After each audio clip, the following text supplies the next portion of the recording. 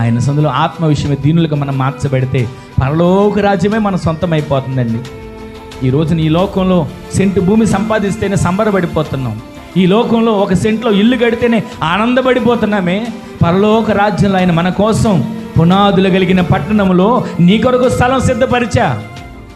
నేను వెళుతున్నా, నేను వెళ్ళిన స్థలంలో నీవు ఉండినట్లుగా మరలా వచ్చి నేను తీసుకుని వెళ్తున్నా అని అంటున్నాడు కదా. ఆయన ఉండే స్థలంలో ఉండటం మనకి ఎంత భాగ్యం. మన ఇంటి పక్కన ఒక ఎమ్మెల్యే గారు ఉంటేనే ఆనందపడతాం. ఎమ్మెల్యే గారి ఇంటి పక్కనండి మా ఇల్లు అని చెప్పుకుంటాం కదా.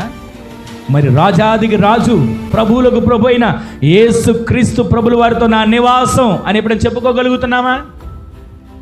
నా నివాసం రాజాది రాజుతోనండి, నా నివాసం ప్రభువులో ప్రభువుతోనండి, నేను యుగ యుగాలు నా దేవునితో నివాసం చేయబోతున్నానండి అని ఏ రోజైనా పలకగలుగుతున్నామా?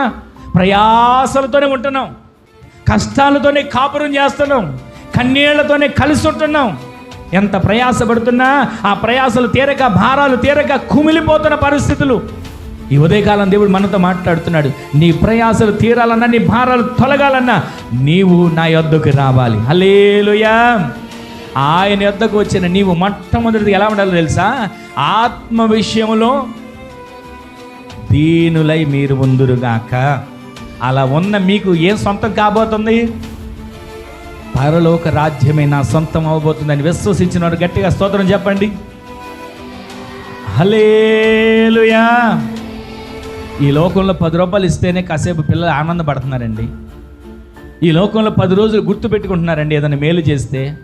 కానీ మన ప్రభువు 10 రోజులు 10 రూపాయలు తెచ్చి సరిపెట్టుకునేవాడు కాడు.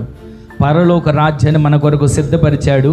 ఆ పరలోక రాజ్యంలో స్వాస్థ్యముగా మనము సొంతం చేసుకున్నంత వరకు ఈ యాత్రలో ఆయన కొరకు జీవించే వారిగా దీనులుగా ఆత్మ విషయంలో బ్రతికేటట్లు దేవుడు కృపను అనుగ్రహించునుగాక. ప్రతిరోజు ప్రతి క్షణం.